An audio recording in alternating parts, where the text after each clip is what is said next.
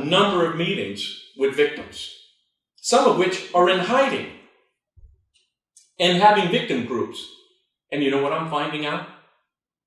Similar stories across the board. I'll read a few for you. Before I do that, I met with a group of people from FRM, mostly the elderly, the ones that haven't committed suicide. And then I see Senator Shaheen and her campaign ad, having her arm around veterans and the elderly. I'll tell you, I just met a group of elderly. They're all the victims of FRM. Why don't you put your arm around them? You were the one that appointed the banking commissioner, who had his brothers on the Ponzi scheme. And you know what else I found in this victim group that were pretty unusual, and I never heard anybody else say? I don't think all the victims knew this, but most of them had Shaheen and Gordon as their lawyer. They reached out to them. Or can you say cover-up? Kakavas, the U.S. attorney, the prosecutor, his business partner, Mark Howard, was the defense attorney, and Shaheen and Gordon represented the victims? How's that for a tight little package? All right, let's go back to some of these victims. Here's one.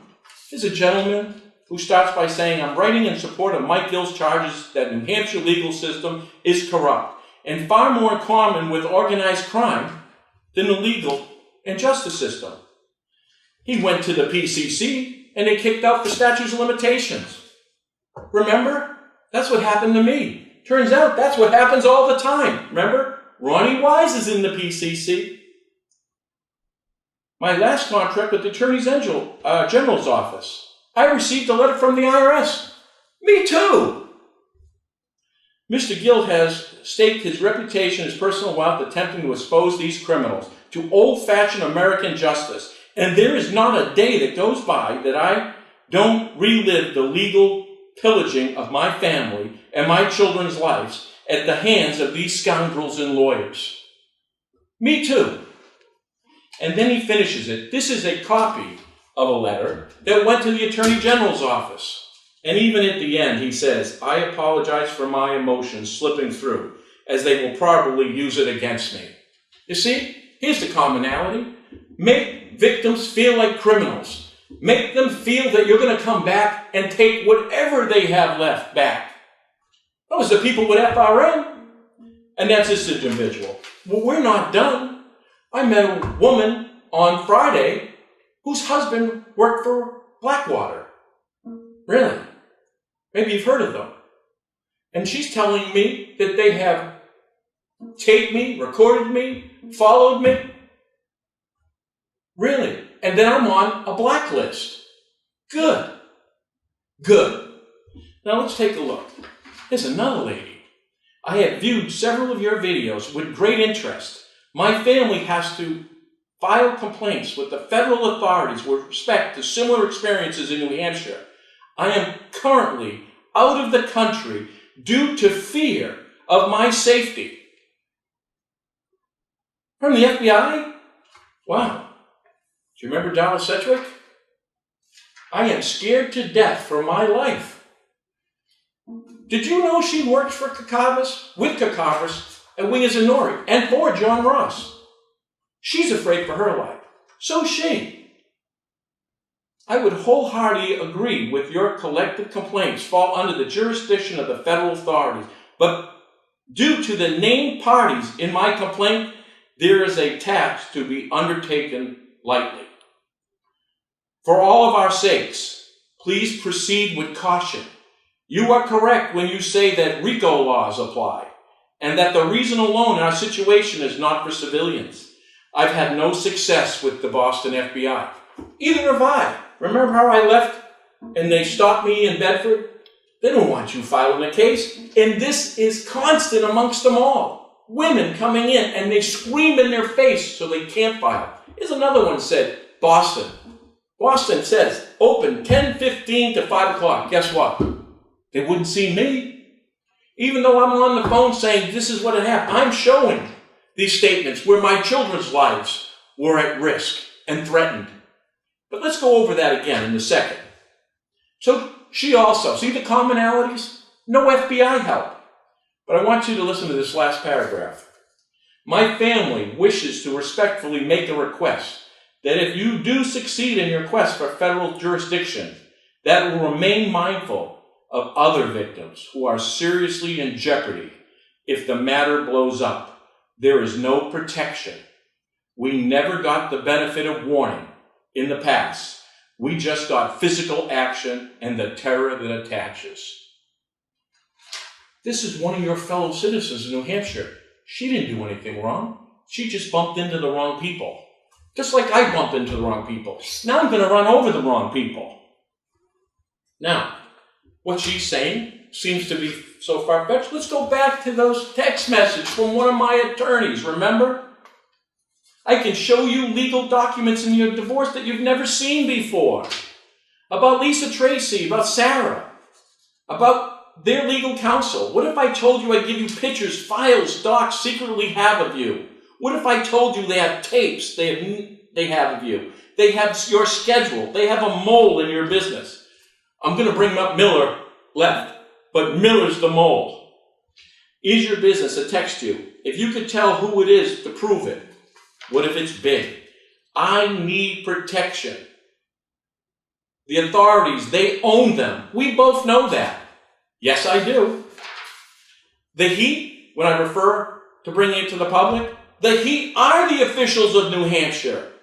The victims are the public of New Hampshire. I thought we were on the same page. We are. Just the rest of New Hampshire's not on the same page. You understand? Don't miss this. This is why the FBI won't take these texts, because they'll catch them. If I was a bad person, I'd be working for them and not have a heart. I was warned by others, collected this info, as well as have hearts and care and know what's going on is wrong.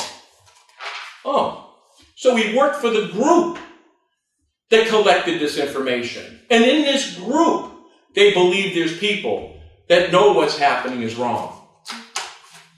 Well, why don't we come on forwards? All right. Now, let's see if I can show you that I can catch them. He references a mole on the text. The mole was attorney Amy Miller. Her job was to wipe out the depositions. They were going to have me go into a deposition, quite literally, by myself, no paralegals, and not have a camera. That's what they're fighting for us now. Remember the courtroom with the camera? Can you imagine what you would have seen without one? They didn't want one. They don't want the same mistake. But more importantly, they're going to try to blow up the deposition, said I was unruly, whatever. But my point is because they can't have it. No lawyer can give a deposition and tell the truth and not go to prison. Not these guys. So that's where we are, and that was Miller's job. Far-stretched? What if I show you that Miller had an email that I simply asked her, what discussions you have had for opposing counsel? Just prior to the deposition, I pulled her out in front of two witnesses, because I knew she was a spy, said that if I gave you that information, it would incriminate me. The discussions with the opposing counsel would incriminate you? Again, you find that hard to believe? I've got two witnesses, signed affidavits of just such. How's this? I'm going to put a snapshot of a video we took right after the deposition exploded. You see, I brought a cameraman. I knew it was going to happen.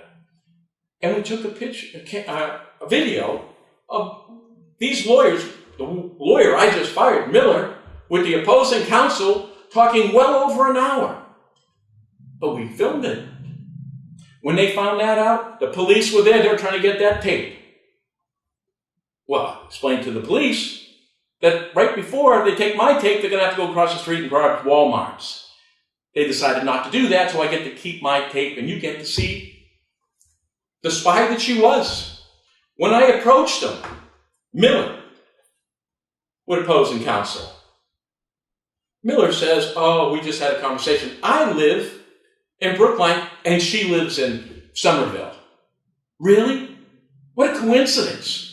There's only 1 million people between you. Wow, a lot to talk about. You see, they're in on it too. They can't have these lawyers. They'd be telling them about extortion, bribes, That's what I'm trying to tell you. So, I'm going to file a RICO complaint against Miller. She only turned around and incriminated and brought in my paralegals. Remember that forgery in court? Miller had one of the paralegals stuff it into one of our boxes. The original. Right. Watch, we have that out there to be authenticated. You're going to find out that it's either Ross or Sedgwick. Then what? But that's what they do. Miller had that done. Miller was trying to tell us we couldn't file RICOs, and having each of our employees say that, except where we can, and we have. You know, the first one is going to be Miller. And then we're filing Friedman as a RICO, who is part of the BBO. See? He is what Wise is in the PCC. That's how they protect these and leverage these guys. And then we're going to file against Russell. And then we're going to file right down the line of these attorneys. We're going to paint the RICO picture so we can do this. We're going to roll them back into it. Enough people are coming forward. Enough people are calling me now and having meetings. I have a meeting every day this week. Keep getting braver. I am telling you, the level of this containment, we have driven fear into these people. Trust me, AOT protecting FRM, they're running for office. Wake up! Shaheen, don't put him back. Hassan, she's a dummy for Shaheen. Wake up! AOT protected the Ponzi scheme. It's the governor who puts the AG in there. They're looking for the shithead vote. Don't be a shithead. And you see these people? They shouldn't be living out of country. I met this woman whose husband worked for Blackwater. She's in hiding. I had to meet with her secretly. But please, don't lose heart. Show courage here. I am telling you we can win this. And we're closer than you think. Thank you.